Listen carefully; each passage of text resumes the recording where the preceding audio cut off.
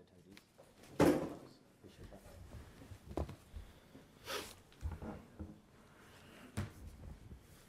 Oh, I better put this on silence. All right, are we good, Joe? It says start webinar on the... Yeah, just click start webinar. Recording in progress. Okay, good. All right, welcome to the June 7th Select Board meeting. Before we get started, we will do Pledge of Allegiance.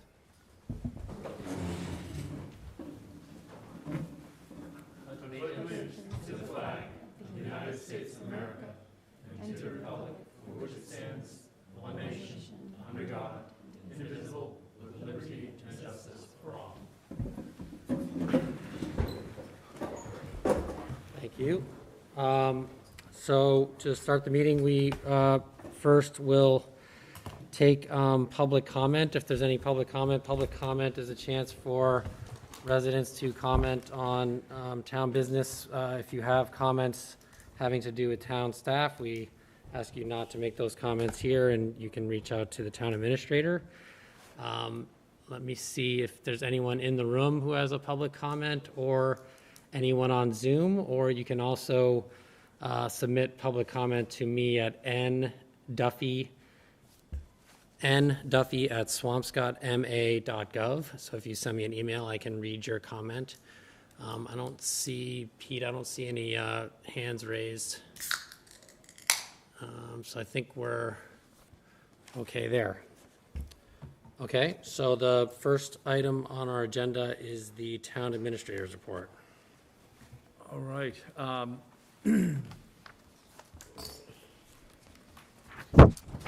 Thank you, Neil. So really excited tonight that we have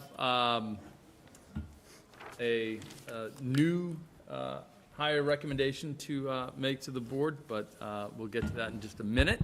I do want to welcome back Pete Kane and just introduce him to the select board. It's great to have you back, Pete. You've been here for a couple of weeks and you've already made a huge impact, and really excited about all the terrific things that you will do for our staff.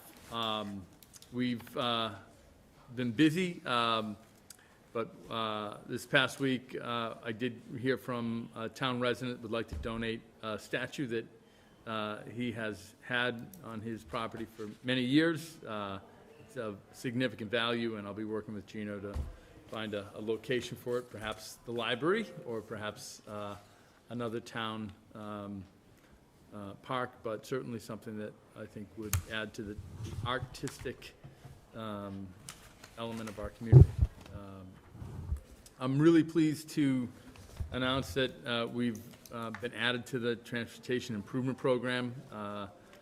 Our Community and Economic Development Director, Marzi Galaska, has worked incredibly hard along with her team to ensure the town has been accepted into this program. This is a grant program that will ensure the town will receive $8.9 million to complete the trail. This is an extraordinary achievement and certainly a reflection of decades worth of work by citizens of Swampscott to see that trail come to fruition.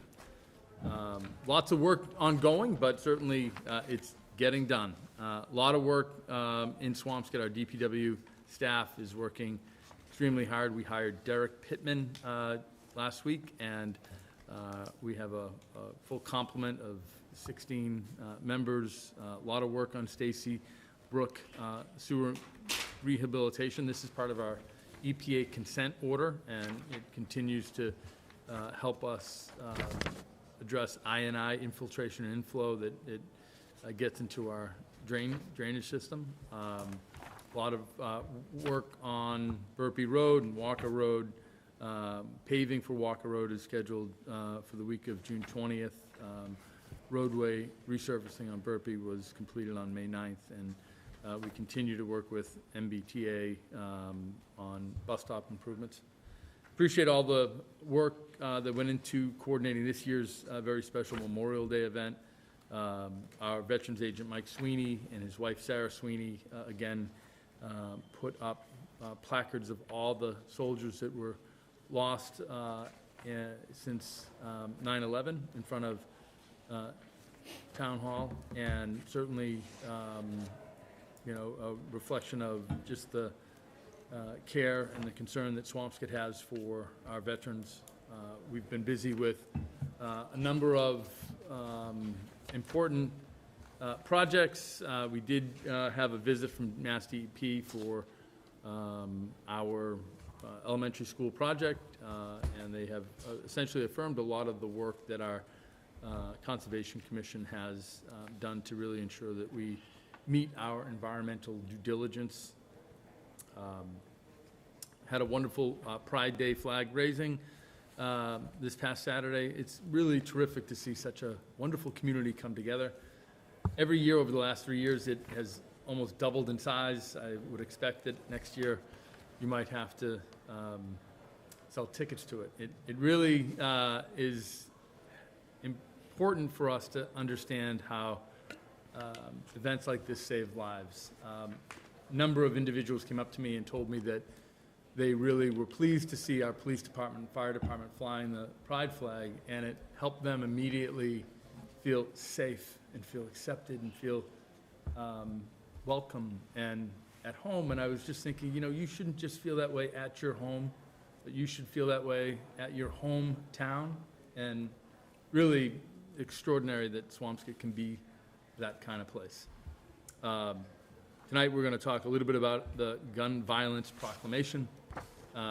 While it may seem like this issue is a world away, it's right here, and every community has a responsibility to take a step forward and really protect the lives of our citizens.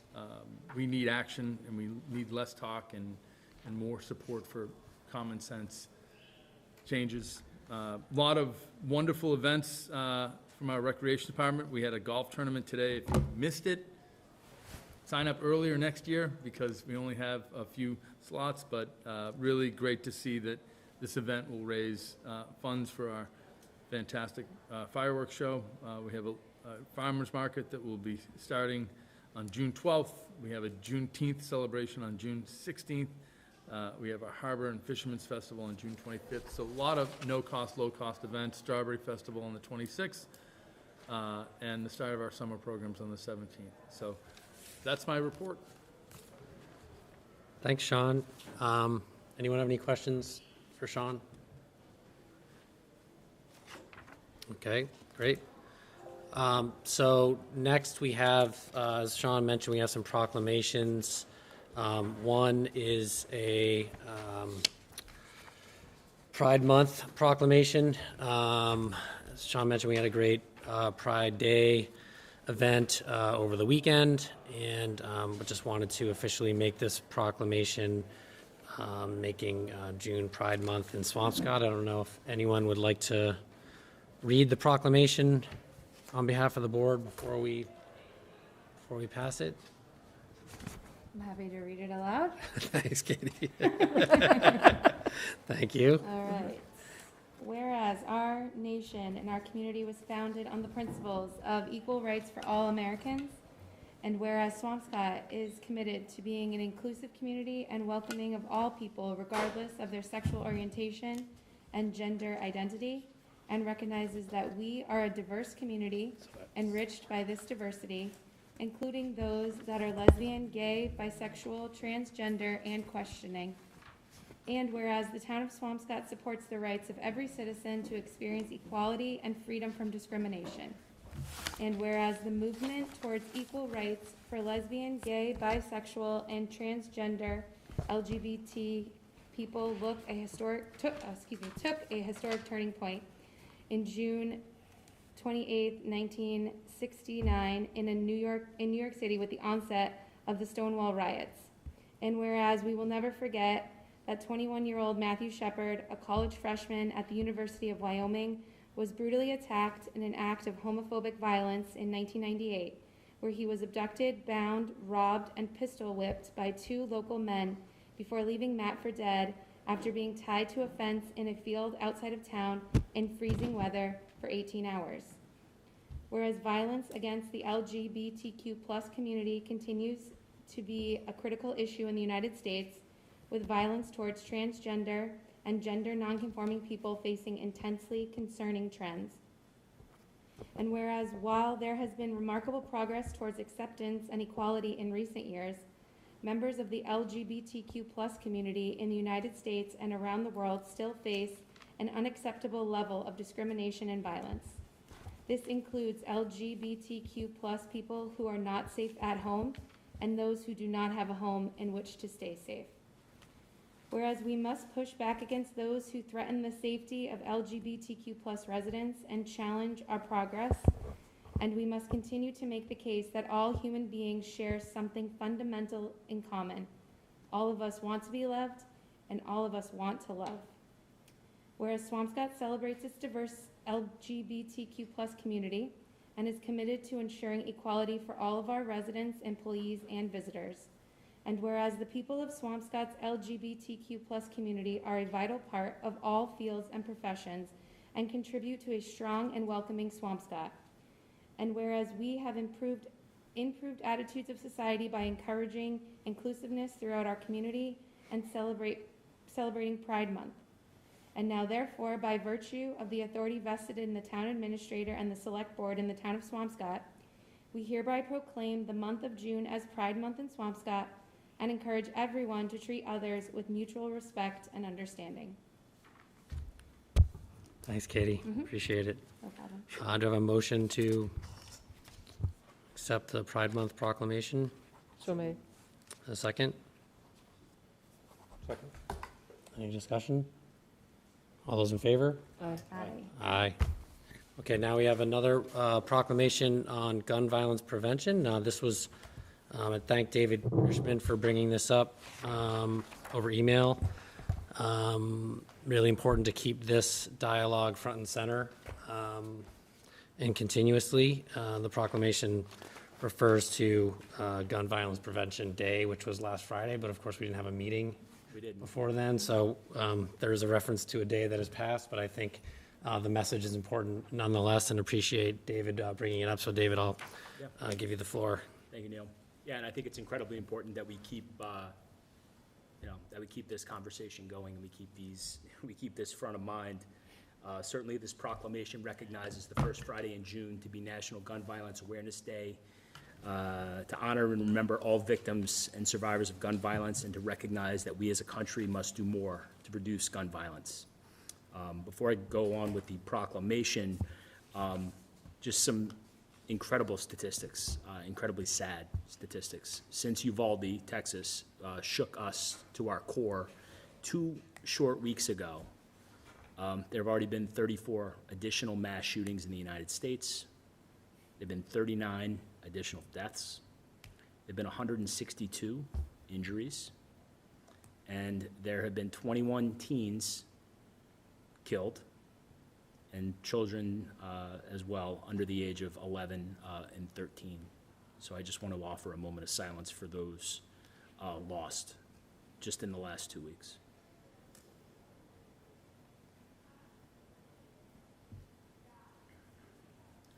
Whereas every day, more than 110 Americans are killed by gun violence, alongside more than 200 who are shot and wounded, and on average, there are nearly 16,000 gun homicides every year. And whereas Americans are 26 times more likely to die by gun homicide than people in other high-income countries, and whereas communities across the nation, including Swampscott, are working to end the senseless gun violence with evidence-based solutions, and whereas protecting public safety in the communities they serve is the local government's highest responsibility, and whereas support for the Second Amendment rights of law-abiding citizens goes hand in hand with keeping guns away from people with dangerous histories, and whereas gun violence prevention is more important than ever, as the COVID-19 pandemic has exacerbated gun violence with more than 2 years of increased gun sales, increased calls to suicide, and domestic violence hotlines, and an increase in community gun violence.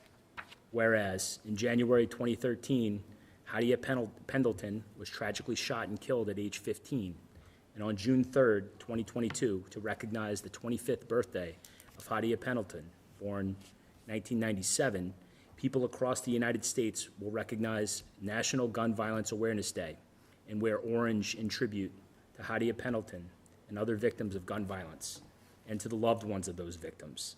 And whereas the idea of recognizing this day was inspired by a group of Hadia's friends who asked their classmates to commemorate her life by wearing orange, and they chose this color because hunters wear orange to announce themselves to other hunters when out in the woods.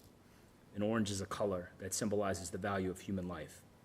And whereas by wearing orange on June 3rd, 2022, Americans will raise awareness about gun violence and honor the lives of gun violence victims and survivors. And whereas anyone can join this campaign by pledging to wear orange on June 3rd, the first Friday in June, to help raise awareness about gun violence. And whereas we renew our commitment to reduce gun violence and pledge to do all we can to keep firearms out of the wrong hands and encourage responsible gun ownership to keep our residents safe. Now therefore, be it resolved that the town of Swampscott recognizes the first Friday in June to be National Gun Violence Awareness Day. Thanks, David. Do I have a motion to accept the proclamation? So moved. Second. All those in favor? Aye. Aye. Great. Thanks. All right, moving on. We have a recommendation for a new library director, which is very exciting. I met with this person, with Sean and Pete Kane, earlier this week, and had a great conversation. It's really exciting to have him here tonight. I'll turn it over to Sean to provide some details and introduce him. Great. Well, before we get to Jonathan Lewis Nichols, I actually want to welcome our library board here tonight and recognize Ellen Winkler. Ellen is a member of our library board, and Ellen is going to share a few updates on the process. Under the town charter, the library board serves as the screening committee, and so our library board did a commendable job coordinating this process. And Ellen, could you share a few insights into that process and perhaps an update for the board, but also the community? Of course. Nice to be here tonight. Thank you. The Board of Trustees is charged with making recommendations to the town administrator to make this a meaningful process with a broad scope of search. We wanted to open this position to anyone in the nation. We hired a consultant, Community Paradigm, did an excellent job. They're headed by Bernie Lynch, who helped us put together a very comprehensive picture of the type of person we were looking for to lead our library forward. We've been privileged in Swampscott. We had 25 years of directorship under Alice DeVoe, who did just a phenomenally great job, beloved by the community and everyone related to the library. And we wanted to build on that history that we have and move forward through the 21st century with a vision of something very positive for our community, because the library holds such an important place here. What we did was we created an initial screening committee that we hoped would give some representative perspective throughout the community. We invited a member of SURE to be on that committee. We had one of the staff employees at the library. I was there on behalf of the trustees. We had someone from the Friends of the Library, typical constituent user of the library, to try to bring in all perspectives. And under the guidance of Community Paradigm, we looked through the applications. We identified those that we thought were most compelling for an initial screening interview with that screening committee. The committee did a wonderful job. We were able to meet and go through a good list of candidates. We really had an impressive group of people, which delighted us. We did not know at this time, whether our small community could attract we had candidates from across the country, and we were really thrilled that we were able to come up with this list. We also had internal candidates to consider, which was wonderful as well. And recommendations were made by the screening committee to the Board of Trustees, who then did further work to interview all of those applicants. And we were able to then make recommendations, as we're required to do under charter, to Sean, of the 3 strongest candidates that we met with. And we felt that Jonathan would do a wonderful job for us. We know as trustees that we're looking forward to working with him and supporting him in his efforts going forward. And I do want to take a moment just to acknowledge the real strength and commitment of our library staff, who did for a time have an interim person serving as director, but who gave notice early and has left them without someone in that position for these last weeks and through the end of the fiscal year probably. And they've just done a wonderful job. They've all stepped up, every single one of them, to make sure that that library continues to give the highest quality service it can. And we're very proud of that. So I want to thank you for the opportunity to acknowledge that and take this opportunity to say, Jonathan, we are so looking forward to having you here. Thank you so much. Great. Well, thank you, Ellen, and certainly thank you and your fellow trustees for just the due diligence. I do think that we were well served by Bernie Lynch and Community Paradigm. Absolutely. I think we did go out and ensure that we had a process that was open and was engaging and gave everybody a chance to put their hat in the ring, so to speak. And Yes. and really, this is an exciting moment. We've talked long about, you know, what really does define a library in a 21st century community. Like what is the role of these books or the building Libraries aren't or just the- books anymore, right? You know, we're actually, you know, constantly evolving, you know, this sense of community. And, you know, when we think about culture and art and, you know, the responsibilities that we have to every cohort of our citizens, you know, our library is the glue that in many ways ties all of these generations together. So with that, it's a real privilege to introduce Jonathan Lewis Nichols. Jonathan is a professional that has worked hard over the last many years to really demonstrate his commitment to public service. And I think, you know, it's important to recognize that, you know, we're in a vocation here. We're helping people. You need to be a special kind of person to deal with people every day. And you know, Jonathan really has a lot of those wonderful qualities. He has his bachelor's in English, his master's in library and information systems. He's worked as an assistant director and a community outreach librarian and a head of youth services. So he's really been somebody that has demonstrated a progressive ability to grow in this unique field. And at this point, I'm pleased to recognize Jonathan. Jonathan, why don't you just, before the board asks you a few questions, why don't you just share a little bit about yourself, about who you are, and why Swampscott might be a good fit for you. Sure. So again, thank you so much, Ellen, and also Sean, for the great introduction. My name is Jonathan Nichols. If you can't tell already, I'm from the South. So during You my didn't tell me that. I'm a Southern transplant from the great state of Arkansas, and it was there that I actually got the library bug. Once I graduated with my undergraduate degree, I didn't really know what I wanted to do. I thought about law school, being a teacher, kind of waffled, took different exams, started studying for others, and it was during that time of flux that I got my first library job.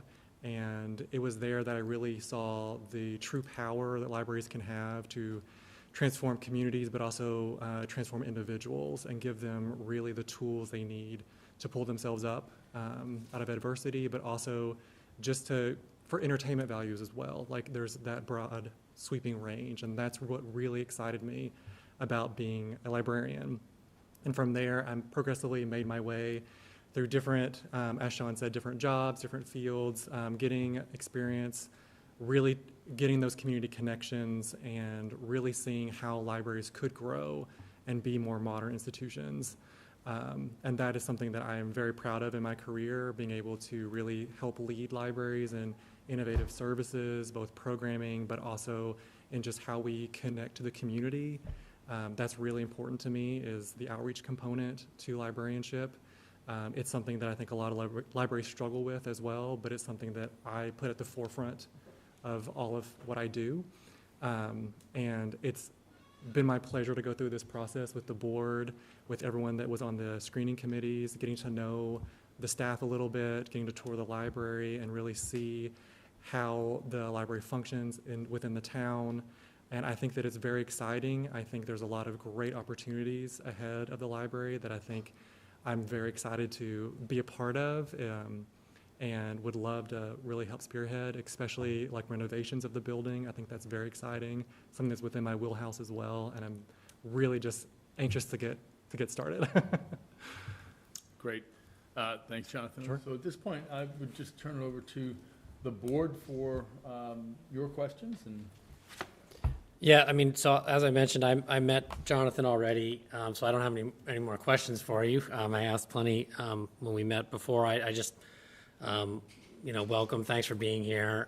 Really excited for you to get started. I was struck in our conversation how much enthusiasm Jonathan has for the job and for the library, but was also just noticed how much, not just talking about bringing people into the library, but bringing the library out to the community was a lot of how the way he spoke about the programs were really bringing the library to people and being out in the community. So I think that's a great way to look at it, and something I hadn't really thought much about, honestly, until I had that conversation with him. So I was really excited about that, and excited to see what you do in this community, and welcome other board members to ask questions. Well, Jonathan, from one transplanted Southerner, I grew up in Louisiana, to another, welcome to Swampscott. Thank you. I don't really have any substantive questions, but what are you reading today, and what are some good recommendations for this group? Sure. Well, my first question would be, what genre do you like? Fiction. science fiction. Science fiction? I love the Name of the Wind series, which is more like high fantasy than true sci-fi, but it has elements of Great. like product development, but yeah. David also wants to ask you if you ski, I do ski. because you can go with David and his Yep. boys. to go Yep, ski. anytime. It was one of the first things I actually learned how to do. I knew how to water ski before, so it's basically leaning forward instead of back. Yeah. I do have one question. Sure. So, my family and I are frequenters of the library, but we're probably your easiest sell because I have little ones and my husband refuses to use an electronic library, so he must hold the book at all times.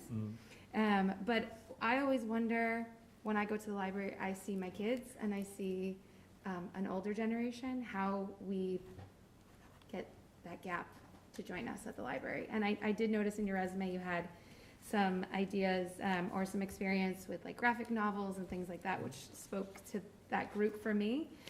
But any ideas you have regarding that would be fantastic.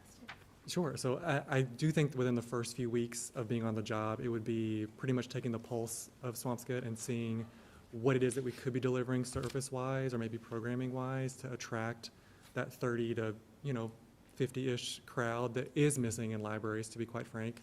A lot of it is because they are, starting families and just are really busy. So it's about finding those opportunities. Maybe it's we do a lot more late-night programming, such as maybe something like Library After Dark, where it's like come for like a dance lesson with, your husband. And we'll also have like a childcare component so that you can fully participate. You had me at childcare. Yeah. But so like finding those opportunities where, we're using also the talents of our staff, like maybe there might be a talented photographer or things like that that could help us spearhead some programming and really tapping into that. I know I'm a very crafty individual. I do everything from welding to knitting, so I could try to bring those skills in and try to attract people in that capacity as well. But those are just some off-the-cuff ideas. Thank you very much. Yeah. And we do have a plan for a makerspace in our library coming, yes. For a what? A Makerspace. makerspace, so, yes. Good. So, I don't have any questions for you, other than I just want to let you know that you can do welding and knitting, so I'll be sending an email to Gino Crest at DPW. for you. So don't be surprised for missing. And you'll probably be requested to have library hours during select board hours, and Katie will drop the kids off before. But I did read your resume, and I do read resumes, and I do interview, and I do hire people, and I have to tell you, I really enjoyed yours. Oh, thank you. And it was fun to read, and I walked away thinking, oh, I really would hire this guy in a heartbeat. So thank you for coming, and I hope you enjoy it here. Yeah. Looking forward to it. Good. Jonathan, I have one question, but before that, I think Sean is so right in identifying the library trustees and then the Friends organization for what you guys do, because it's really important to have people that are passionate about these things, be the ones vetting and be the ones thinking about it, and Tripp and Ellen and then John Tripp, who recently stepped down. I really appreciate all his years in being library trustees, but you three in particular, and then Neil, I'm glad that you've joined and you'll bring your skills to it. But it is a really dynamic group, and the group of librarians that you have on board are really dynamic and interesting people that just have so many diverse things that they want to do, and it's been fun to watch. So Jonathan, you're getting I think a well-fueled vehicle to drive. But I'm curious more about longevity, right? And so I think in a town like us, we want planting seeds takes some time, right? And then for things to flourish, it takes some time here. And so I just have them, correct? Absolutely correct. And, there's substantial debt roll-off in those years. I think we see, a natural roll-off debt as we go out. So, but yeah, absolutely. Farther down that point, we can leverage those reserves to the extent that they're available. Yes. So my last question is, and I don't sit here, and nor will I tell town meeting to rely on this, but in the event that the town was successful in having a state or federal partner decide they want to take part in the acquisition and ownership and funding of a park or whatever this ultimately is, how potentially, or may not be a good answer, but if the federal government tomorrow said that they wanted to, the National Park Service said they wanted to do something, or DCR said they wanted to do something, and they were willing to contribute towards the land purchase, if we've already bonded these, how does that lock out the ability for us to get funding and offset debt, or do we have the flexibility to be able to somehow deal with that influx, if you will? Yeah, we would still have options. There would be two ways that I see. Initially we could look at it. There could be more ways that I'm not aware of, but one situation would be to issue callable bonds.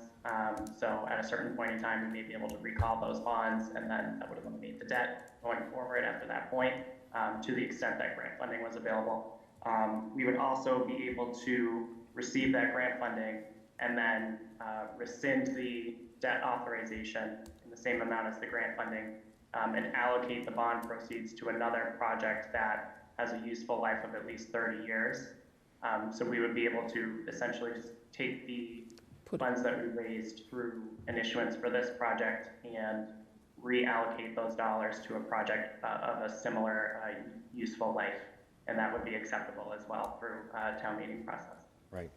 And then the last thing I would just say is I've been pleased by the outreach on both the state and federal level to us when they heard news of this, and both our state senator and our congressman reached out on their own to ask to be part of a partnership and to work and to see where the opportunity is. Now, that being said, next Tuesday we're going to ask town meeting to support the authorization of funds without reliance or promises from a third party, state, federal, nonprofit. And I think it's important the town make the commitment to go it alone and show that, but I'm encouraged by the fact that we've had those partners reach out to us, and it speaks well for what in the future we can do here. Thanks, Patrick. You're welcome. Thank you. Patrick, I have a couple questions for you. Can you tell me the year that the high school rolls off and the year that the police station rolls off completely? Completely. I want to say that they are, the high school, I think, is 2030-ish, and then the remaining on the police station would be 2037. The police station is, what? 2037. 37 was the, I think is what he said. yeah. 2037? 2037, you think, Patrick? I apologize, Mary Ellen, I don't have that. That's okay. Yeah, I think that doesn't sound. And the other question I have is, do you have any idea what 25-year notes are trading for around now? Because I'm just wondering on the anticipation on here, on the 4.4% and the 4.34, where that comes in. Yeah, so a 25-year note, and I think I have the interest rate Yeah, notated in here. as far as, 4%. is trading right now at 4%? 4% is what the interest rate was assumed from when I spoke with the financial advisor, so I would rely on that number for a 25-year issue. Okay, so 4%, things are trading now at 4%? For October, we projected the rate at 4%, so it could be less now. So there's a couple of these that I think you're looking at the right thing. So the first one that you're looking at there, I think shows the 4%. Yeah, I understand that, but I'm asking if he knows what the rates are right now. You mean The this? current rates, like, Gotcha. Not October. correct, the current rates today. Would you happen to have any idea what AA's are trading now at? Selling now at? Not trading, selling now? I would think slightly below the number we have here. It could be like a 3.8 for a 25-year bond. Okay.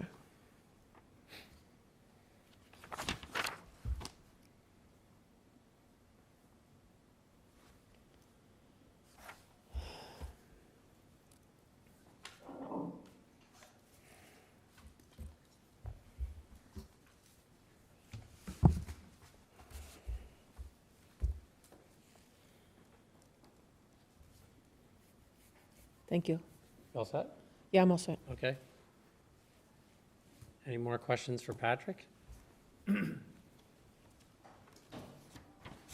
only thing I would add is that we've worked with a consultant at First Bank, a bond consultant that really has helped Patrick pull together some of this analysis, and you know, the town is in a very unique financial position. Very few communities have the financial footing that Swampscott has to really support the acquisition of these properties in a manner that really will help us continue to balance the financial priorities for the community. So I agree with that, Sean, but I do want to say, so it allows us to do it without having to offset it somewhere else and to affect operations or to do things. But I mean, and you've been very good at this, and I know you don't mean, the exclusion of these words aren't intended by you, but we're still a really high tax community. And so we are asking town meeting to make a commitment to, just like we did last year on education, and we will again on education. You know, it's been over 5 decades where we've asked for a meaningful contribution on open space, and it's long overdue. So I think it's important that at town meeting we acknowledge that reality, that it's still money and it's going to impact people here, but that if we didn't think these parcels were significant enough and important enough, and the timing is what it is, right? The market is where it is for us, that we wouldn't be asking town meeting to appropriate that. And you don't even need to acknowledge, I know I'm actually parroting stuff that you've said to me over the years, but I think it's just important for others to hear that, to know that we go to town meeting not saying, look at us, we're flush with cash. We've saved for these events, and we've slowed tax growth, but we still are a very high tax community, and that probably will be forever just because of the inefficiencies in size and how we've decided to staff certain services in our town.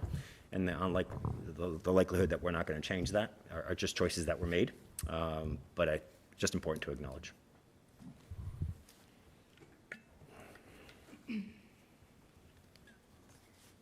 All right,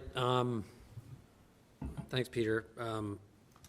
So for this article, in terms of the language, there was a conversation at FinCom, and there have been conversations, I think, at our last meeting about some of the language in terms of the purpose for which we are acquiring the Hawthorne property specifically. And so I'm not sure necessarily that we want to vote, because I think there could be some changes to some of this language. Right now, it's for general municipal purposes, but there's been a desire, I know, from FinCom to provide some more flexibility in that language.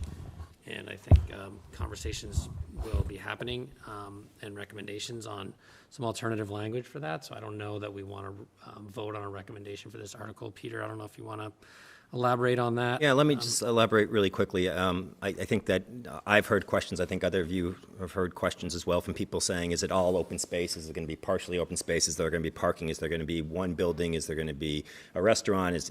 And I think this board has, in essence, all supported the idea that open space is the motivating factor here, but we want to explore, and Mary Ellen was explicit about wanting to explore other uses, and I don't think anybody has a problem with that. So I think the language that the chair of the Finance Committee has been in touch with me since the meeting last night, and I think the language that we're thinking about is something that that will be a slightly different motion, but it will be at town meeting floor, but will, first of all, as I've stated before, the Hawthorne restaurant will continue to operate for at least a year after closing. The reality is it may go beyond a year, right? If we're not ready for use of the building and we don't have another use or something, we may not want an empty building, we may not want to demolish a building, and so it may go beyond. So I think the language itself has to contemplate making sure that we don't put ourselves in a position where we create an empty building, right, in the short run. But then secondly, language that really is talking about the current uses while it's being there, but also general municipal purposes, including but not limited to open space, conservation, recreation purposes, and then add a third group, which is such other purposes authorized by a future vote of town meeting. And I think it's worth this board talking a little bit tonight about that last thing, which is the idea that I think it would be helpful for us to, short of making a recommendation, to be able to give feedback to FinCom, to be able to say, and I said as much last night from the idea that the select board's not looking to take over the final decision-making of the future use of this property. What we're doing is making sure that we're acquiring it without triggering Article 97 concerns about open space, so that we don't want to have to go back to the legislature.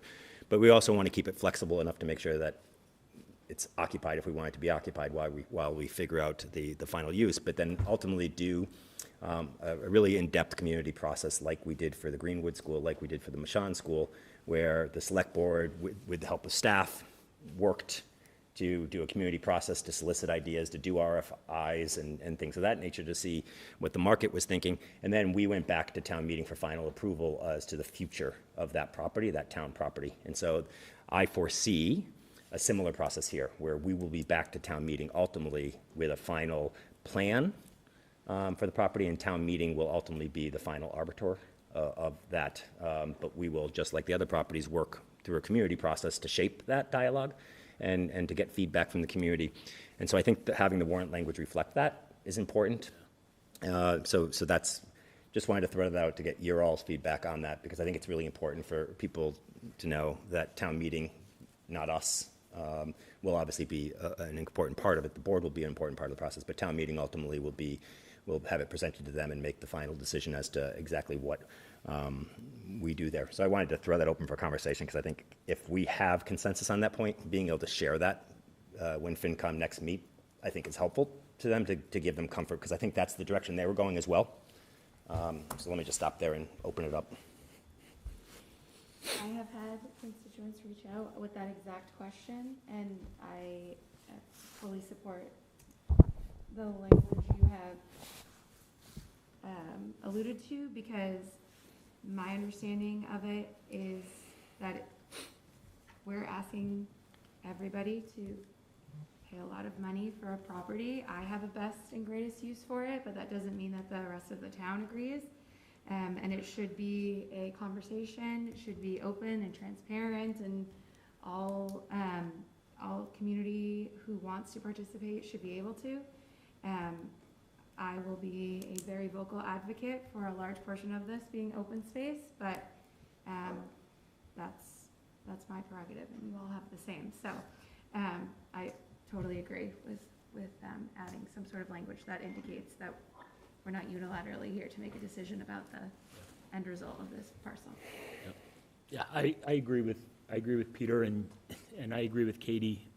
I think this language in Article 1 should reflect, excuse me, the willingness for this to be an open and a public process. I think that's incredibly important to me. People have reached out to me as well, asking me the same questions. Probably everyone on the board has been fielding these questions since the previous town meeting. But I feel it's incredibly important that we're making the public as part of this process. This isn't a decision that's going to be made by the 5 of us. It's a decision that's going to be made by thousands.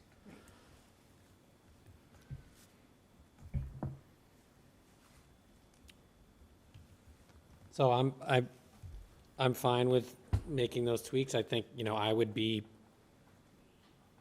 perfectly, other than the fact that we need to make some revisions just to accommodate for the fact that there will be a restaurant there after we own it. Yeah. I think that I would be okay with the language, because I think technically we would be having that process, and we would be going back to town meeting. And what this does is just affirms our commitment to using it for municipal purposes. And if that were the use, then that is, I think what the previous select board and,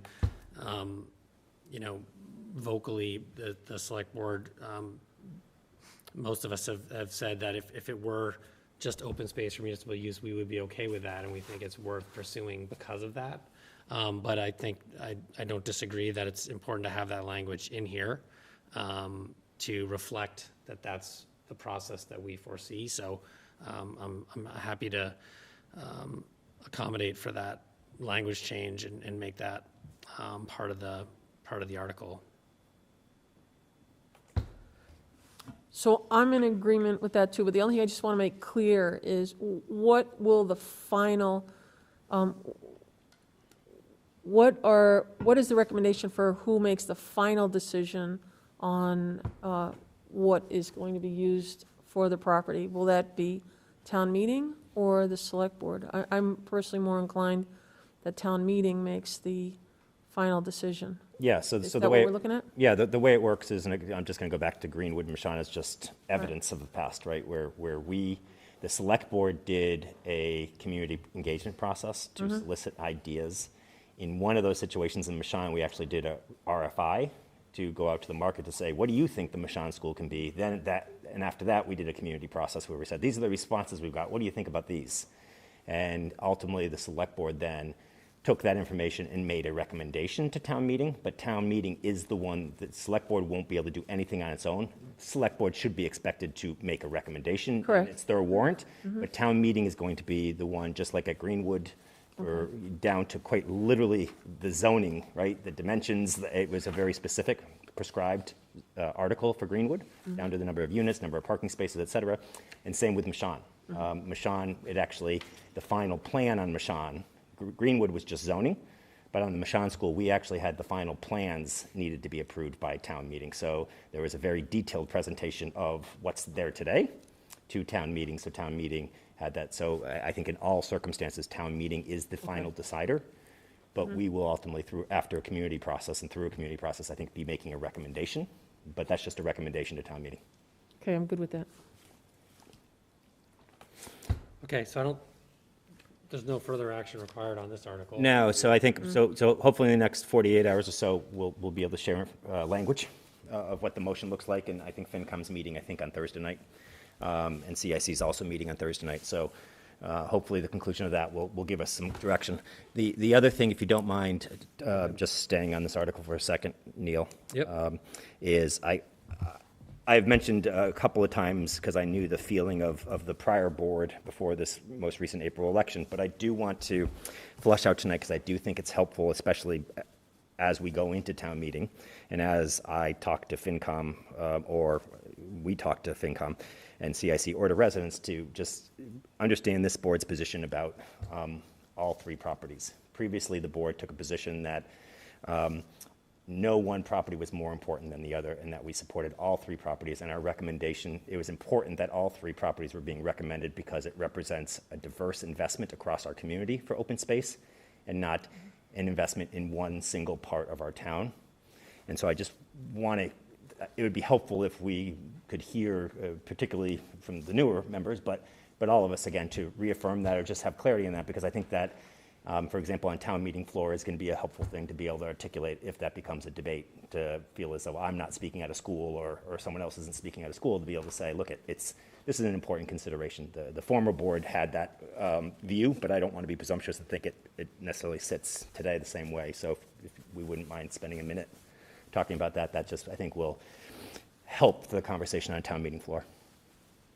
I think I've already said it, but I'm happy to reiterate it, that when I view three parcels, the Archer Street parcels are actually of more financial value to me mentally than the Hawthorne parcel because of what it means to that neighborhood.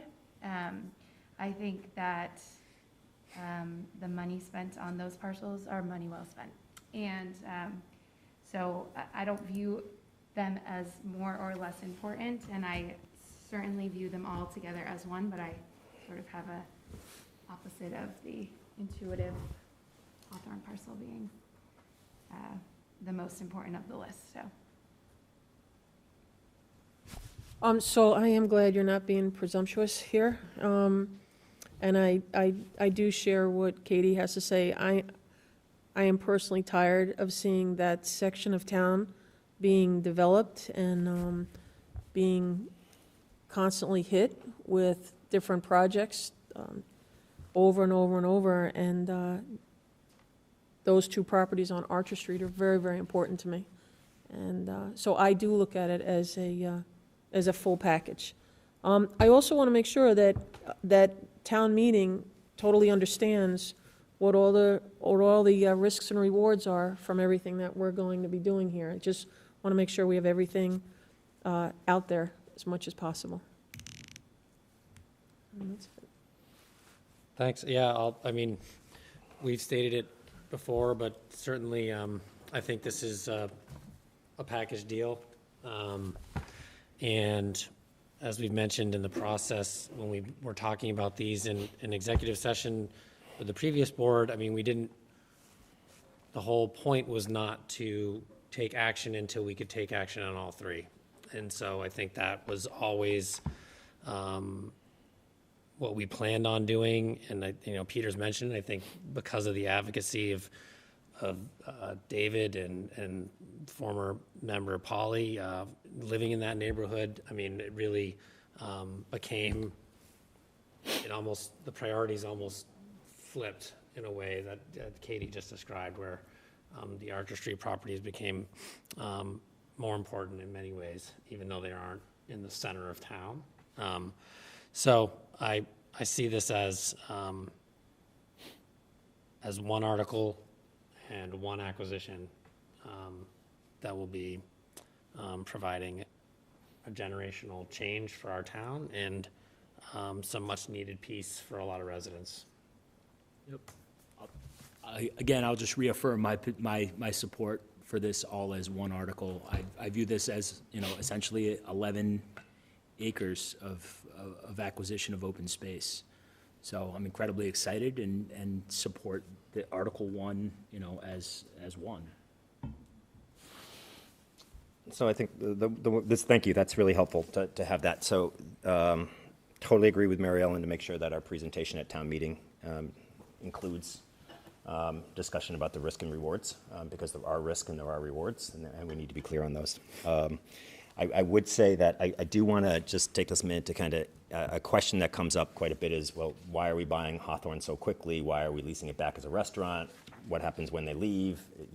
Will it be sitting vacant? What the answer is? And that's going to be one of the risk and rewards, right, that we're going to talk about and just have to talk about, which is, at the end of the day, we negotiated a deal that could get done, right? And so would we have liked to be able to have an option for 5 years? and decide that anytime over a 5-year period or 10-year period, we could just pull the trigger and do that? Absolutely. Was that discussed? Absolutely. Those ideas were discussed. But at the end of the day, it needed to be a deal that worked for the owners. And as I've said before, to the Athanas family credit, they stayed at the table with us and were willing to be creative.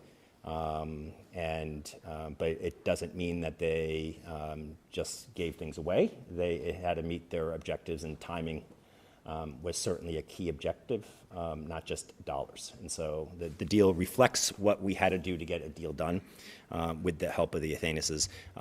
We're going to have to work through what that looks like. The restaurant may not stay open for an extra year. We may have a building that's vacant and that we may need to decide what's the best use of it in the interim, because it will take us some time to organize. I don't believe this is a ad hoc, let's put some grass down park. This is a forever waterfront park that I think is going to be very significant. And again, even if it has other things with it, the open space itself is going to be very significant, and it's not going to be cheap. And I think that's why I'm grateful for the conversations we've had about the federal and state partners, and grateful that Marzi and Community Development, P. Kane and Sean and everybody are on board, because they've proven their ability to succeed in bringing partners into things. But it's going to be really significant, so it may take some time. So that's one of those risks that I think Mary Ellen talks about, which we just need to be open about. We don't have the answer, but the deal was structured in a way that got us control as a community, so we can now control the future. But with that control comes the responsibility of the future, and we don't have that perfectly answered at the moment here. And so we're going to have to be nimble as a community as we navigate that.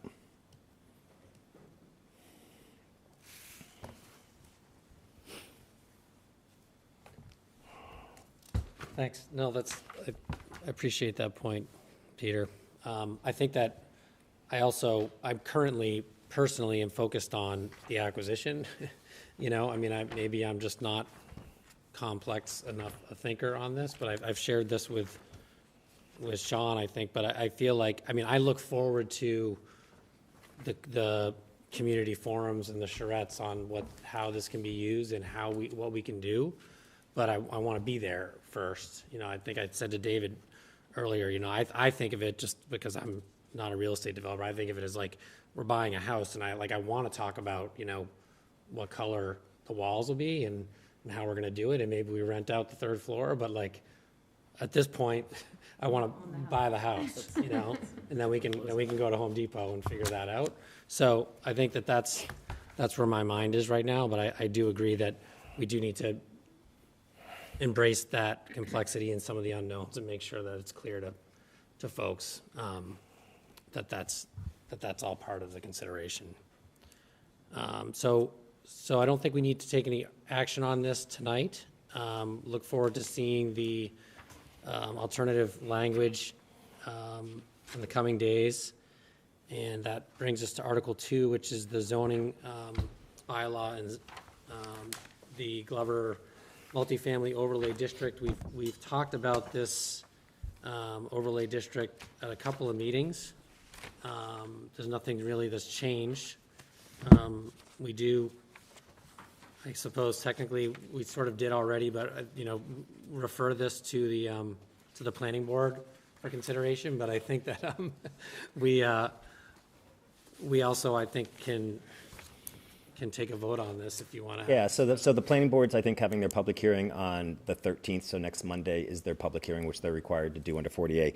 In your packet tonight, and it's something that I think we should make available to town meeting members and maybe on the town website, is a red line of the zoning language. And I want to just take this moment to explain what the language is redlined off of. So the new Glover Multifamily Overlay District language was modeled after the 40R overlay district that only applies to the Glover. That was approved by town meeting a handful of years ago. And so that language was used because it would be familiar, right? It would be familiar to the planning board, it would be familiar to staff, it would be familiar to our community, since we, as a town meeting, passed this language years ago. So there are some differences, right, and some things. So that red line, I think, just helps you see how this new overlay district will compare to the overlay district that town meeting approved for this exact same parcel, a handful of years ago. One thing that hasn't changed from what town meeting approved years ago and what's in this overlay district is the approval process for the project, right? Now, that approval process for both the 40R and the proposed overlay now is different than the typical approval process in Swampscott.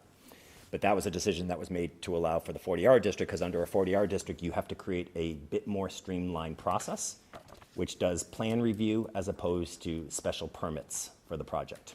So the language is very prescriptive as to what is allowed dimensionally, specifically number of units, specifically parking spaces, specifically all the dimensional and use requirements specifically.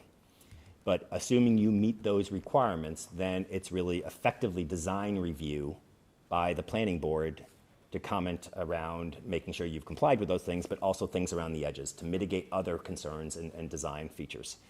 So that process, that design review process, is administrative, if you will. It's designed to be a yes, right? It's a yes as long as you meet these requirements. That's what the 40R overlay district was. That's what this overlay district is as well. I just want to flesh that out, that isn't a change from the 40R district. That language remains the same. That process is a process that town meeting approved many moons ago for that. And I will tell you that's a very important consideration in approving this warrant article. Town meeting members, I don't know, I shared earlier today with the town moderator copies of the escrow agreement and the purchase and sale agreement for the Hawthorne, and a short synopsis of the escrow agreement. And in that, I don't know if the town moderator has yet sent it out to town meeting members. I've asked him to do that.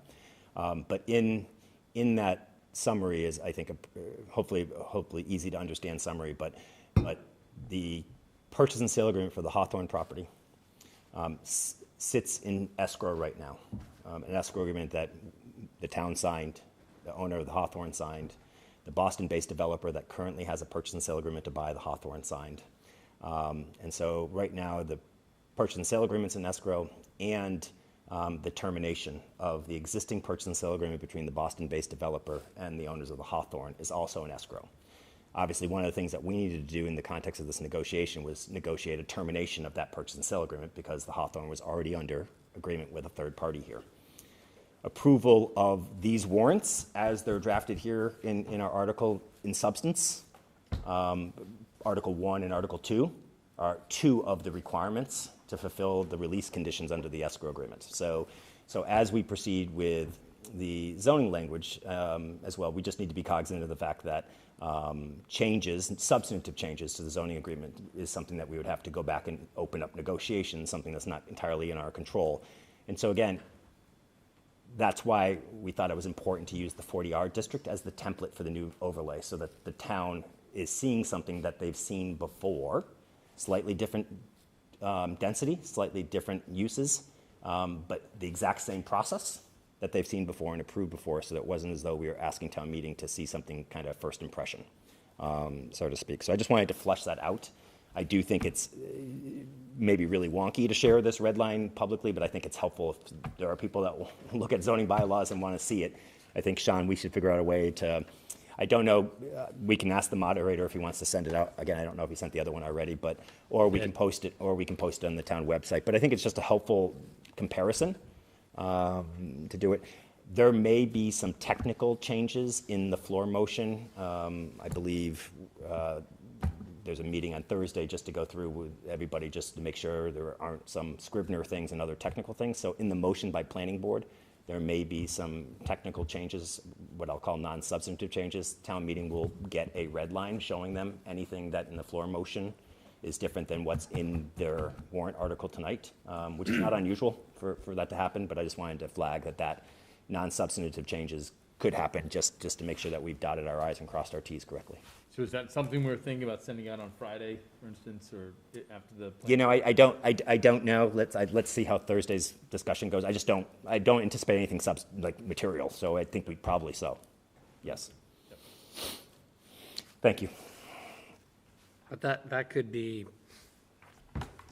in terms of some of those possible changes, that could be something that's handed out to town meeting members at town meeting, correct? Not necessarily something. we're- Yeah, right, but it may be available sooner as well, though. Right. That we can do it. But yes, it would be in red line form available, and I think the moderator would want it to be on canary-colored stationery or something similar. We've got Yeah. that claimed. I think to the Not extent yellow. that, it's ready earlier, I would just want to get that into the hands of town meeting members Yeah, as soon as possible. I want to stay away from handouts at the last minute as much as possible. And I don't know what's happening as far as information sessions about this particular, is the planning board offering information? Well, the planning board's meeting on Right. the 13th. They're having a hearing on this. We had our first information session Last night. on the warrant last night. There's one, Tonight? there was one tonight at 6. Yep. There's one tomorrow, I'm glad you brought it up. There's one tomorrow night on the 8th at 6. There's one on Thursday night, the 9th at 7. And there's one on Monday, the 13th at 6. And that will be the moderator and members of the select board, and potentially FinCom at some of those, I think. So that is for What about the planning board? the warrant as a whole. The planning board, I don't think. They haven't typically attended Yeah, the they don't moderators' usually- information sessions. Well, we don't typically, Well, there's zoning on every warrant. yeah. I mean, there's different topics. I think it's Right. I think the moderators invited the select board because the select board's warrant Mm-hmm. to be able to answer questions, but the moderator was doing these originally without even select board members, right? Just to Right. ask questions. So I think people, if they have questions, it would be great to go to these. The moderator generously does 5 or 6 of them for 6 total hours, and the people that come are great with great questions, but it's remarkably few people come to these information sessions. So to Mary Ellen's point, I will work hard to make sure we get the red line out on Friday. Again, I think it's going to be a question of literally administrative, technical changes, nothing substantive, because again, this is, done, if you will, in terms of that, and we would have to reopen our negotiation if there was any substantive changes. So to answer your question, just to publicly answer the question, Peter, that the moderator did send out the explanation of the escrow agreement and the purchase and sale and the escrow agreement tonight to the town meeting members with a reminder of these sessions. Thank you. And those sessions are Zoom. And thanks for emphasizing the connection of this with the escrow agreement. I think that's important to keep reminding people of. It's, again, it's almost, we just talked about Article 1 as one article. It's really like Article 1 and 2 are all bound together as one. They are, and in that vein, we might want to think about, and we'll pick it up later, possibly asking to take Article 2 first, because I think it's really important for people to understand that Article 2 is not a stepchild to Article 1. Yeah. Article 2 needs to be a yes, and Article 1 needs to be a yes for this to happen. Again, town meeting is the final. We have teed up the decisions, right? A town meeting ultimately gets to decide the path forward here, not us. But I think it may just be helpful to remind them of that, so we might think about that anyways. Yeah, because it almost seems like, but for Article 2, if Article 2 doesn't pass, it's moot, right? Correct. So, Yeah, and look, I think that the conversation there is, look at the Glover is significant. I mean, literally, we have a ridiculous amount of unpaid fines for blight on the Glover, and it's a safety issue. And it's going to get, and that property also was under agreement to the Boston-based developer, and that is going to be developed. Now, we're going to know with certainty. Yep. And so we are getting certainty out of this, and I think that's a really important consideration. And we can put to bed, frankly, both these properties, which have been a bit of albatrosses, if you will, for the community, and put them both to bed. So I think there's really great arguments for them, and I hope that town meeting sees the value in doing that. So that one, I do think we can make a recommendation tonight. So if I would make a motion to recommend favorable action on Article 2. Second. All right, any further discussion? All those in favor? Aye. Aye. So I'm going to abstain because I have not read this in detail, and I just don't feel comfortable voting yes without really having really read everything and really understand it and be able to answer questions on it. So- Yeah, just fair enough. I just wanted to just point out, it is identical to the escrow agreement that you voted yes on and signed. Just so you What's know the that. exact one? This is a red line comparing to something else, but this is the language that's in here is identical to the escrow agreement. Okay, then And- I'll put my vote back to yes, where it was. Thank you. No problem. Okay. This is just comparing it to another provision in the zoning bylaw, so for ease to be able to show how this is the same as the 40R district. Okay. Great. All right, so that brings us to Article 3, which is the capital article. I know, I have an update for you if you'd like one. okay, yeah, I'd love to hear an update. So the chair of the CIC sent me a message saying that they voted tonight to recommend favorable action on Article 3. Sorry, I'm trying to get there, looking in the wrong book. Favorable action on Article 3. Bear with me, I'm getting there. With one change.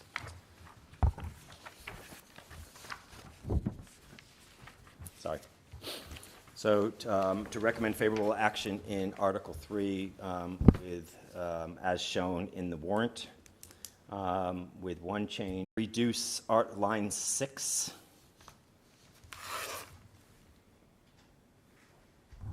from $465,000 to $415,000. Thereby, which is a reduction of $50,000, thereby having the total amount of capital be the same as the number that was in the annual town meeting warrant. As you may recall, this warrant 3 added 2 new projects for a total of $50,000.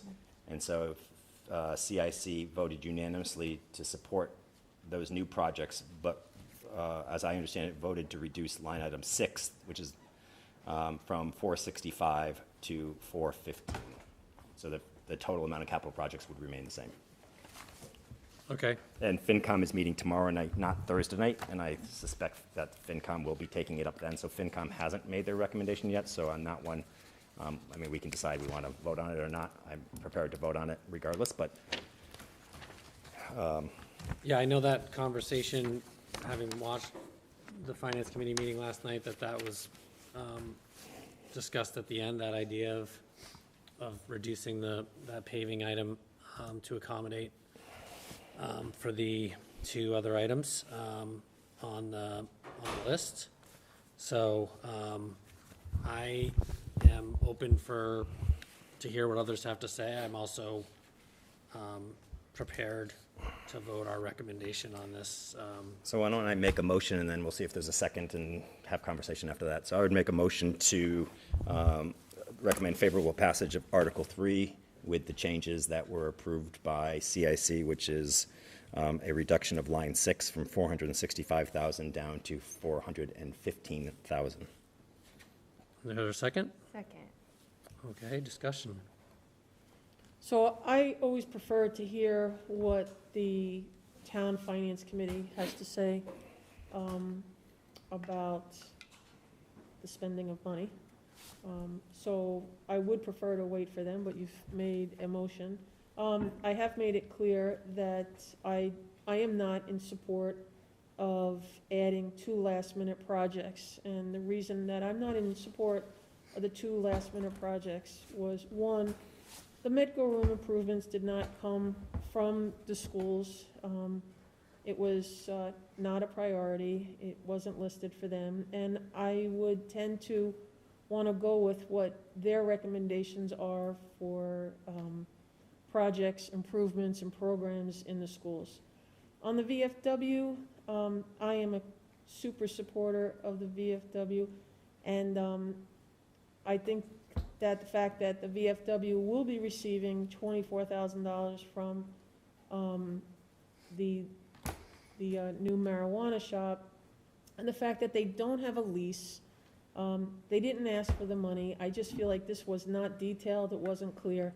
So, but be that said, I would not support this because it still is the bottom line, but I just wanted to add that these are not things that that this isn't the way, the process in which I like to see things develop.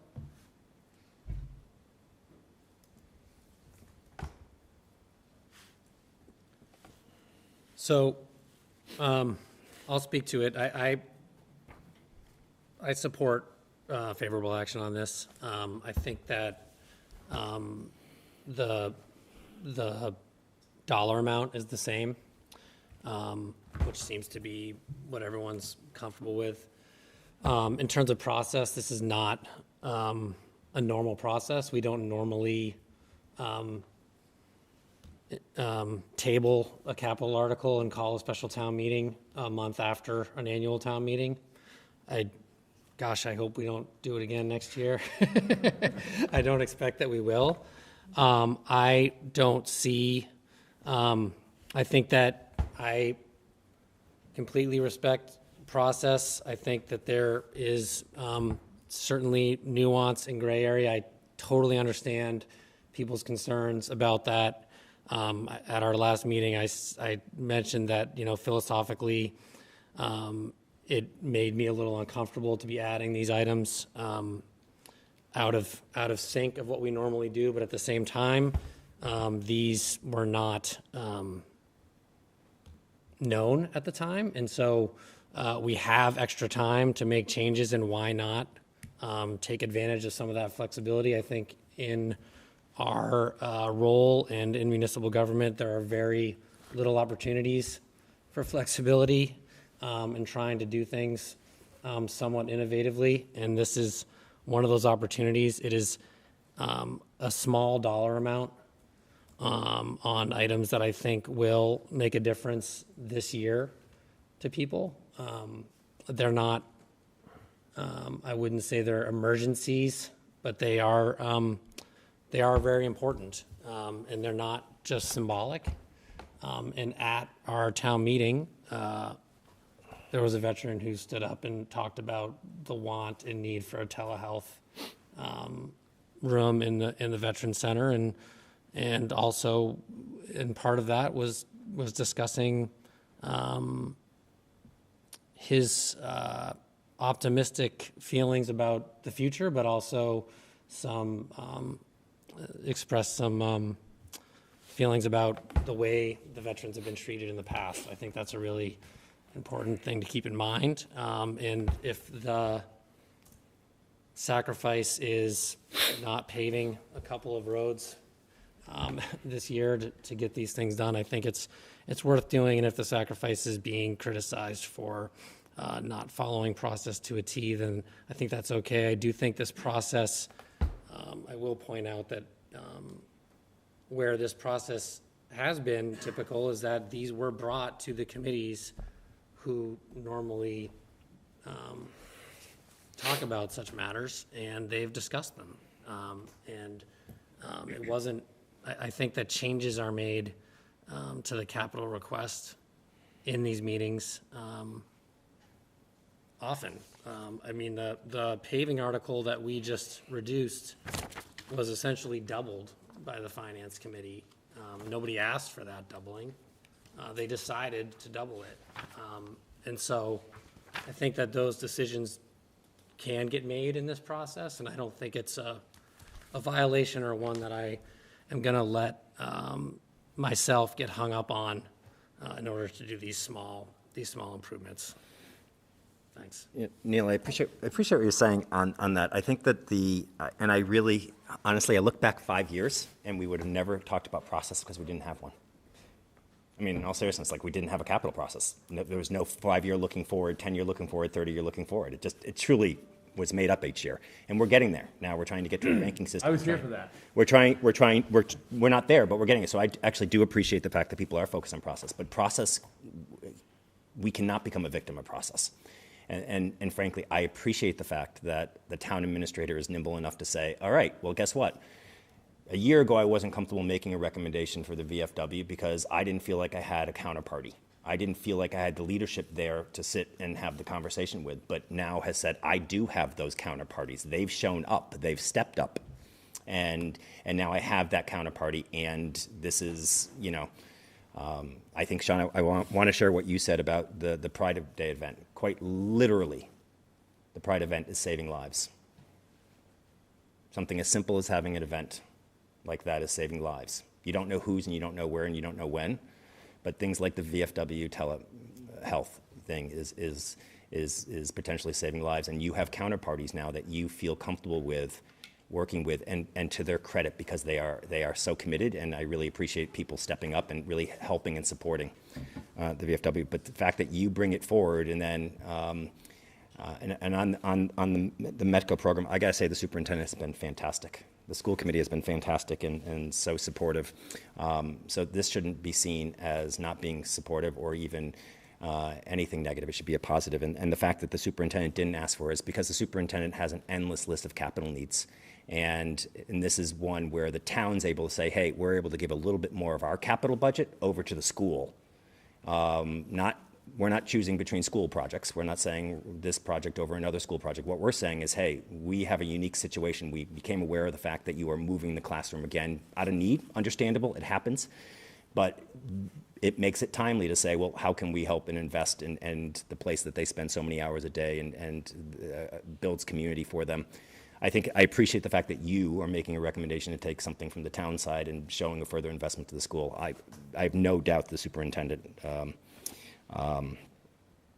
would make METCO a top priority. I also know that her list of capital needs is endless. So I appreciate it, and I just want us to be careful not to become victims of process. This town administrator should always be able to insert, because if you just look at what the fiscal year 23 capital plan was, you'll notice it doesn't look just like the capital requests that are in the warrant.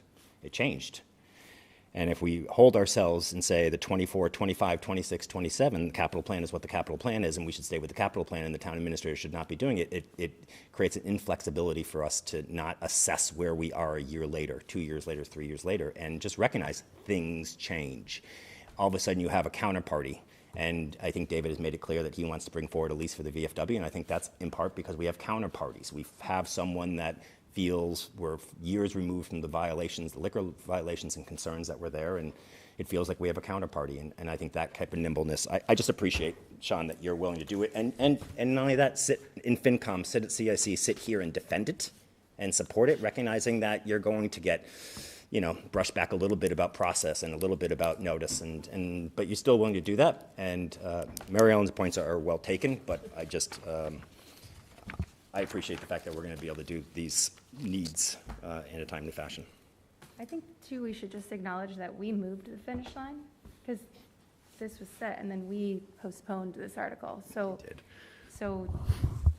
to just acknowledge that it wasn't sort of like a moving target, we voted to postpone the article for these other things, and so we gave more time, and they should be utilizing it because we provided it.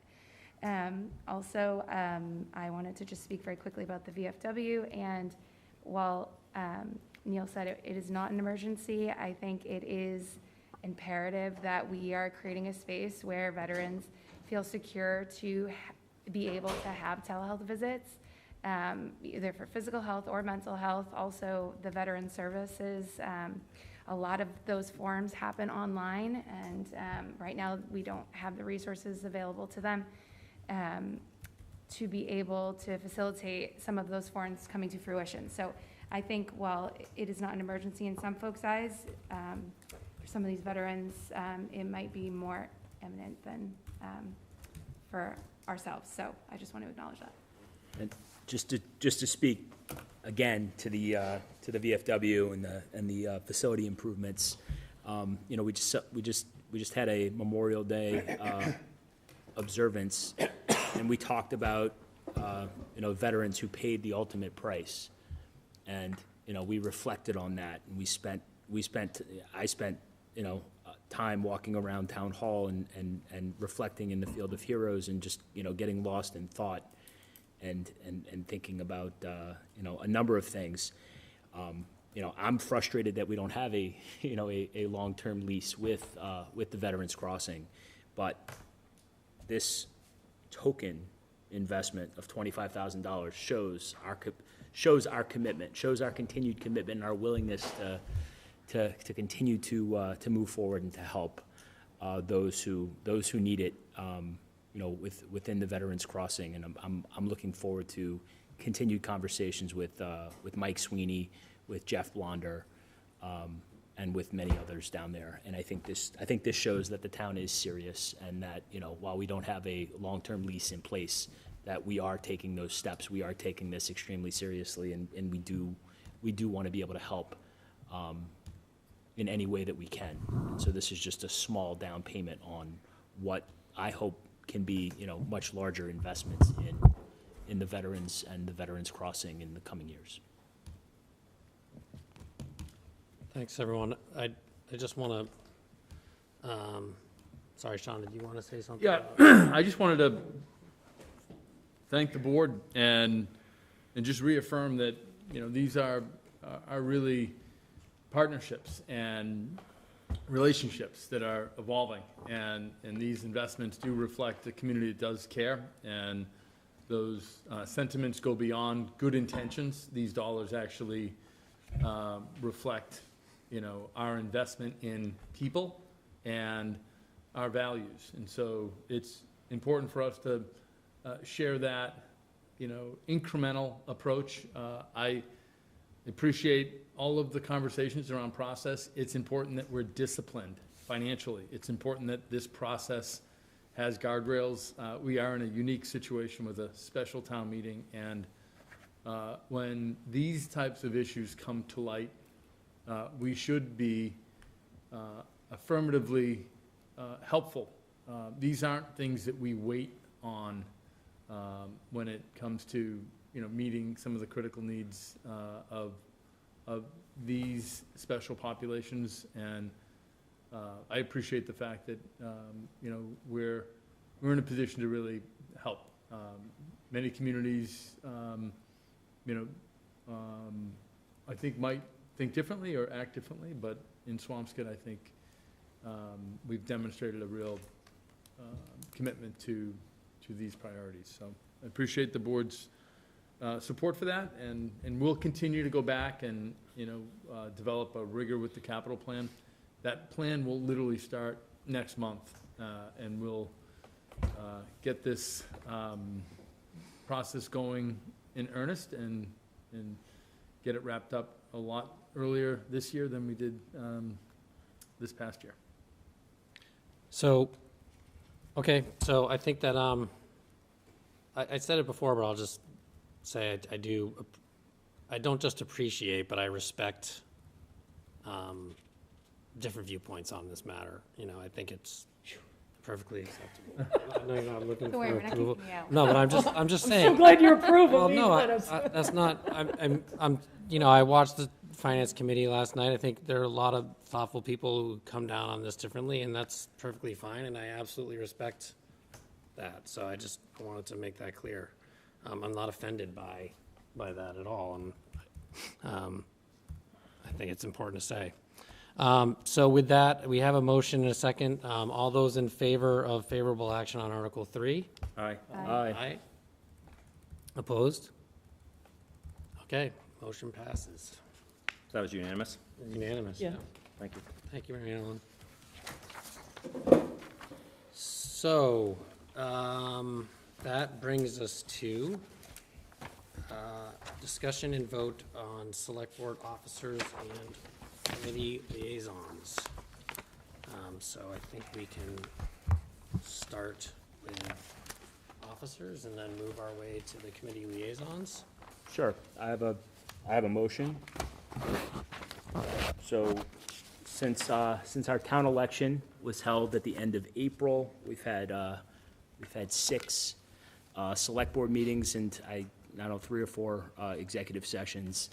And I just want to commend the work of our acting chair, Neil Duffy. I think he's the acting chair. Well, No, you were pretty much acting.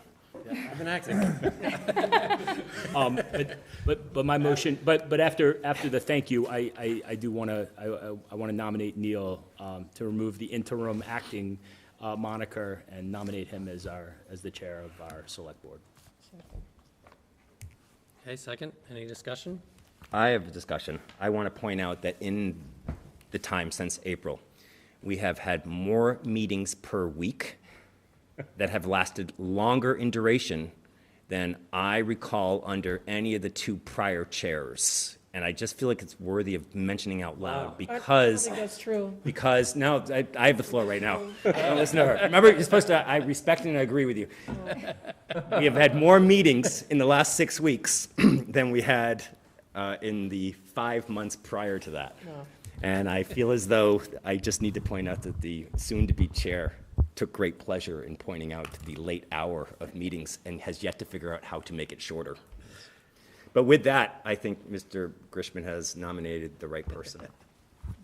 Thank you for that incredible. That is Vote incredible. of confidence. That's going to be on your tombstone. Anyone else before we vote?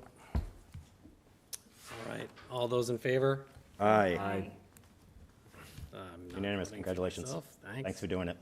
Thank you, everyone. Mr. Chair, I would like to make a motion and to nominate Mr. Grishman to serve as our vice chair. I think that Second. I really appreciate all of David's work and his dedication and his passion and on the board. Okay, and we got a second from Mary Ellen. Any discussion? All those in favor? Aye. Aye.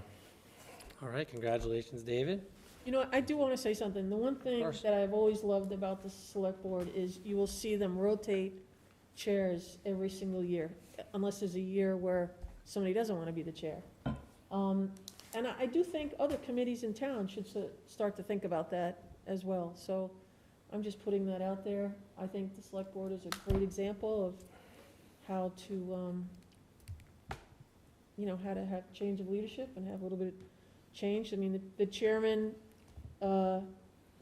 plays a significant role, but they also are the facilitator of the meeting, not the end-all and be-all, even though it's a very hard job and people do a great job, but I think committees should look at the select board's example. I think the good news is the select board handbook, which we were all supposed to sign and return, contains a provision that speaks exactly to the point that you just raised and the board and Yeah, I committee. led you in there. And, well, I just wasn't sure that everybody had read it, because I don't know if it's been signed and returned by everybody. Not yet.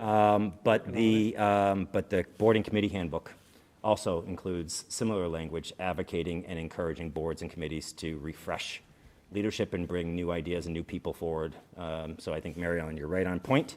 And again, I just want to thank Polly Titcomb, because she's the one that took the laboring oar on those. And I believe they'll be ready to give to committees and boards shortly. They're just going through a technical Yep. last review by town council. Yep.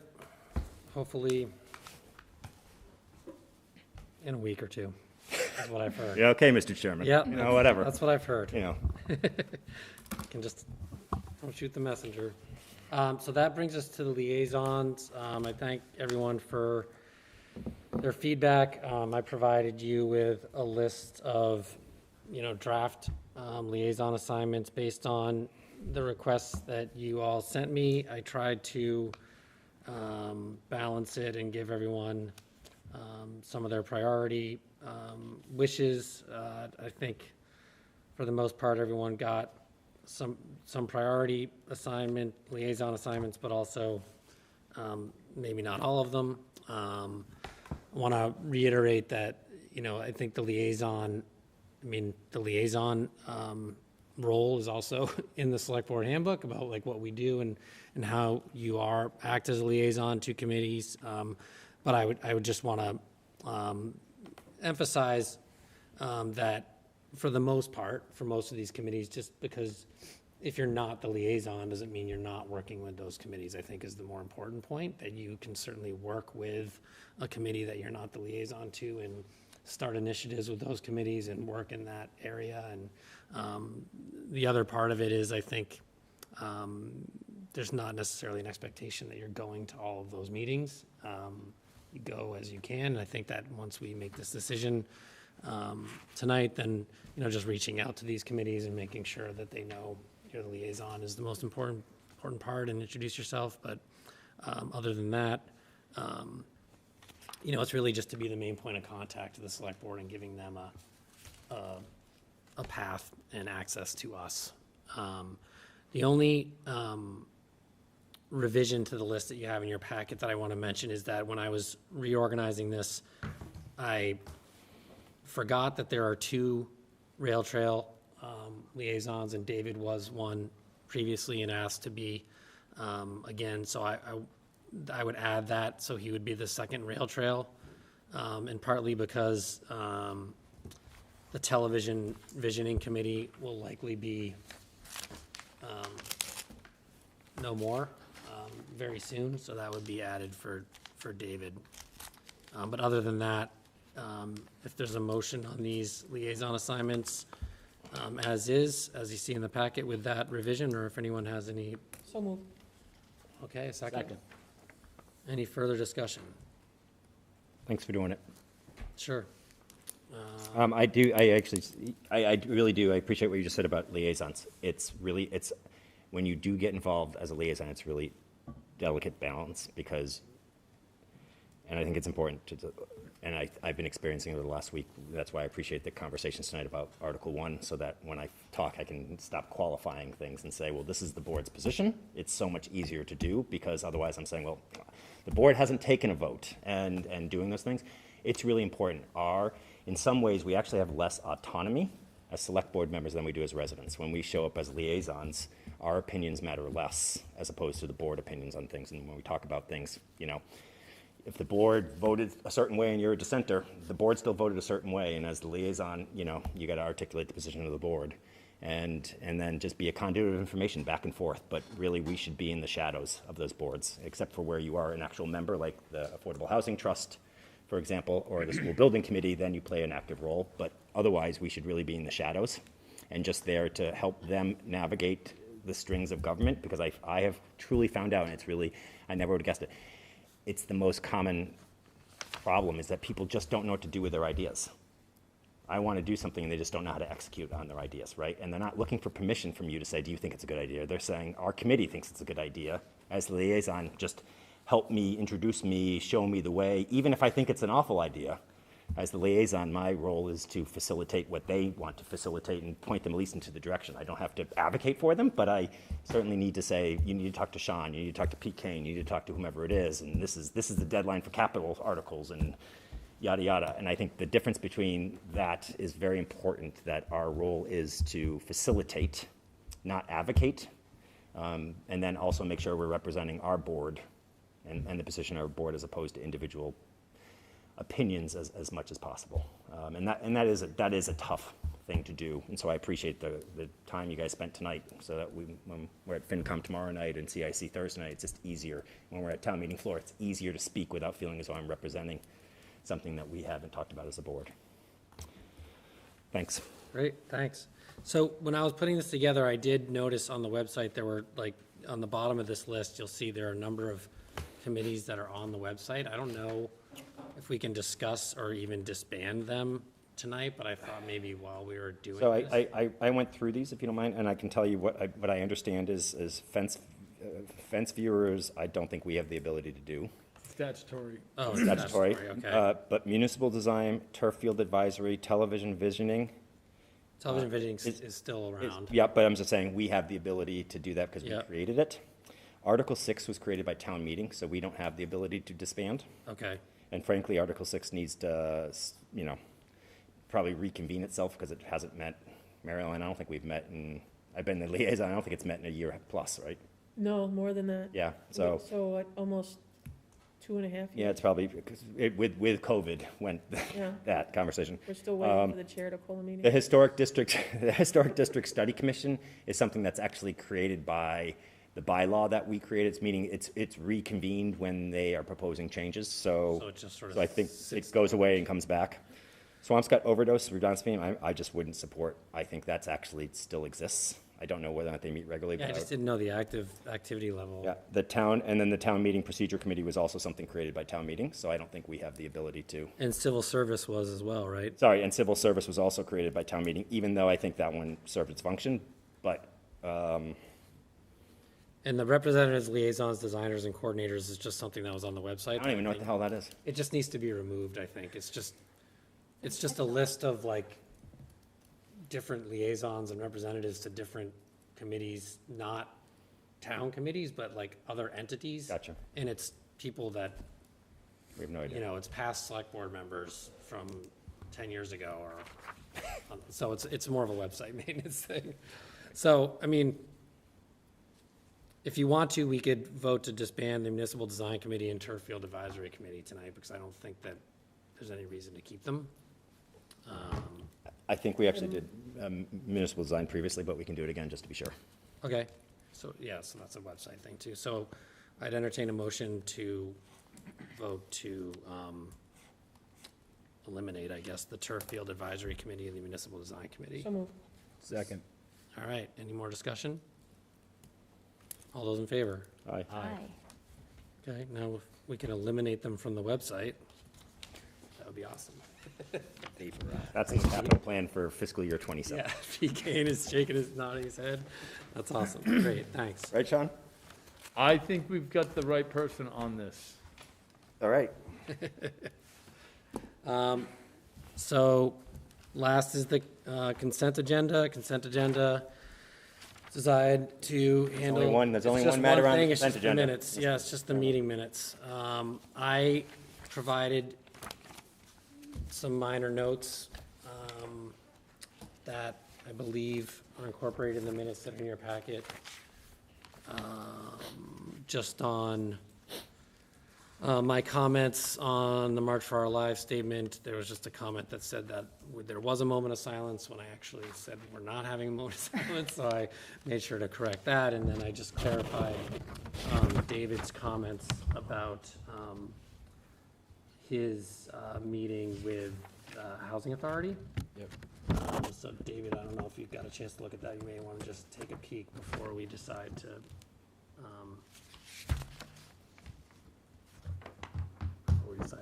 accept the minutes. And Oh, of I do course, have if- an I was gonna say, of course, addition. if someone else has other stuff. Do you want to know my addition? Yes, please. If you go to the last page, Ms. Fletcher, third line at the very end, I just want to have Suzanne Wright's name added in there. Instead of Suzanne. Yeah, I wanted to say Suzanne, it should be Suzanne Wright, Okay, Wright. yep.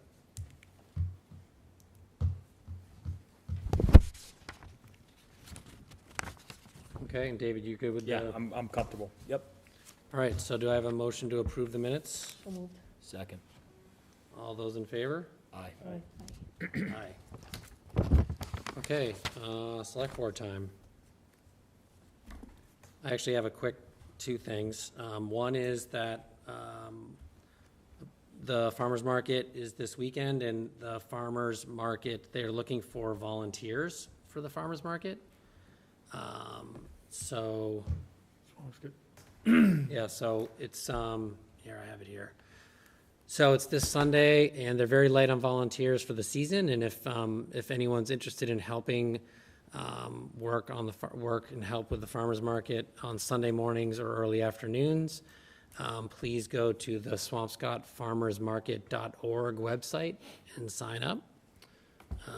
So I wanted to make mention of that. Hopefully, people will volunteer. And then along those lines, the farmer's market this weekend, there's also going to be, the Renewable Energy Committee is holding a electric vehicle educational sort of event where there will be some, I think some resident electric vehicles will be on hand. I don't know that they're going to be people will be able to drive them, but at least check them out and learn more about the experience from the Renewable Energy Committee.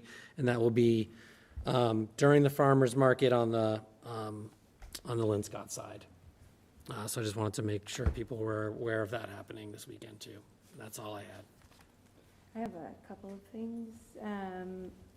I know we've already said it multiple times during the meeting, but I want to acknowledge the Pride celebration this past weekend, which was a wonderful display of support in our community. I also want to congratulate all the graduates from high school on Sunday, and acknowledge the Facebook posts that have been happening by For the Love of Swampscott about the seniors in town, not just from Swampscott High, but other high schools, but residents of the town, and you know, just giving us little snippets of their accomplishments and what they hope to accomplish in the future. It's been really nice to see that and to get to know our seniors a little bit better.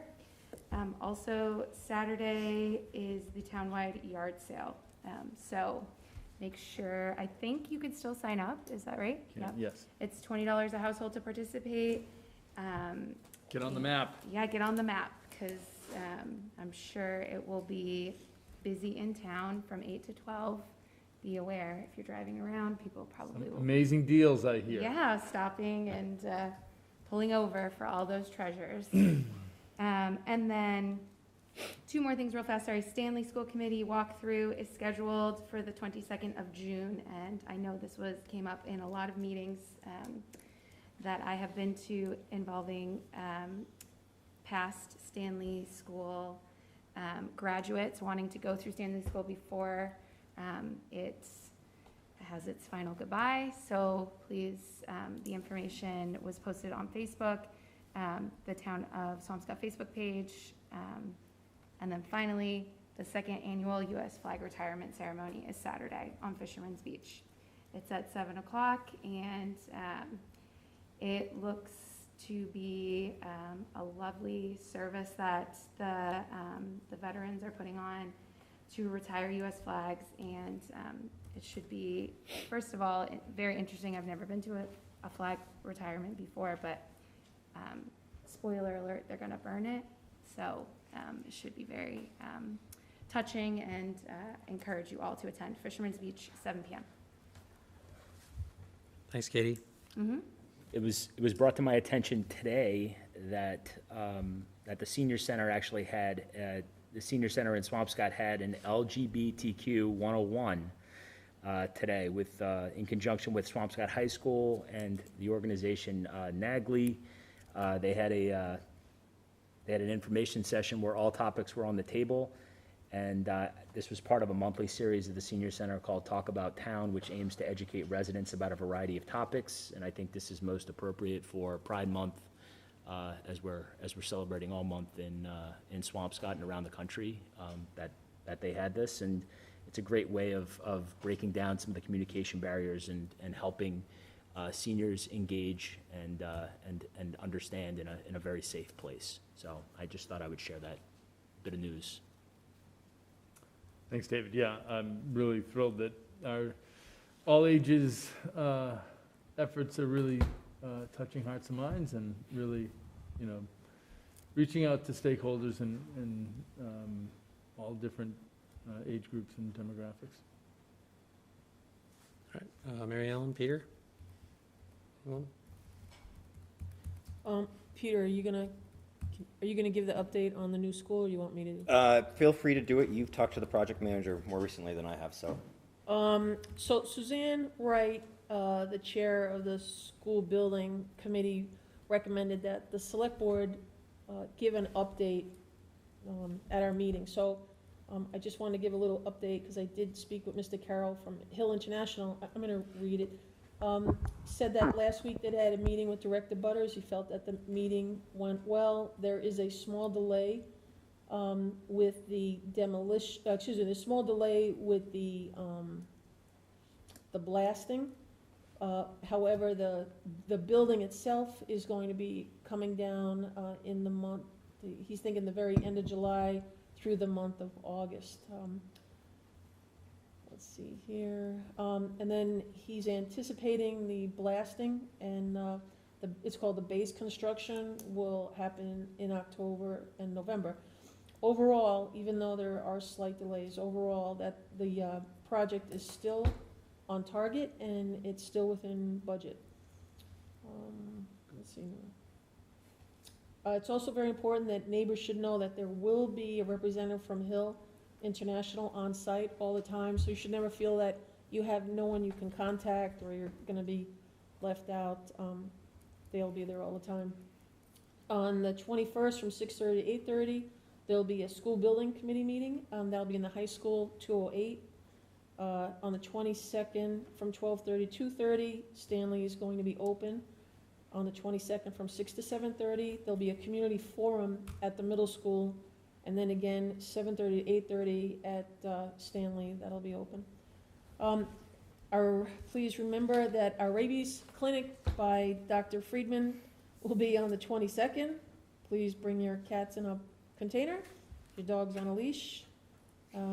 If you have a certificate, bring the certificate. This way we can give you a 3-year vaccine versus a 1-year. If you have trouble with that, just let me know. Peter, you can bring your dog too. I think the cats in container vision I know, is I just just- unbelievable. bring your I'm just cats going to be in honest containers. with you.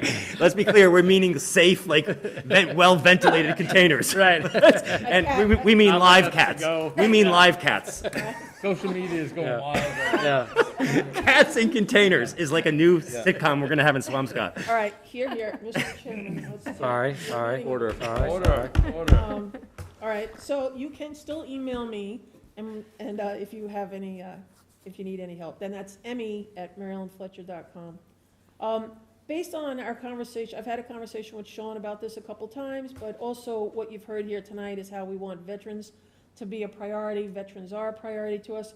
I would really like to see the veterans have a lease in the near future, meaning within the next 30, 60 days, a long-term lease, and have that filtered out. If we can't get a lease, just let's get everything out there to understand what the hiccups are around that lease. On the information is being sent out to town meeting members. I would really like to see information that's going to town meeting members being sent out so anyone in the town can see this information, not just town meeting members, because how is a regular citizen going to be able to get themselves educated so that they can call their representatives and let them know? So I don't know how to do that. I'm thinking just put things on the website or on Facebook or on both, but if we could just make sure that information is available for everyone to see, I think that's a great idea. And lastly, I want to say that I was copied on an email this week from a resident who had been requesting information that was public information, and it seemed to be a delay in getting that information.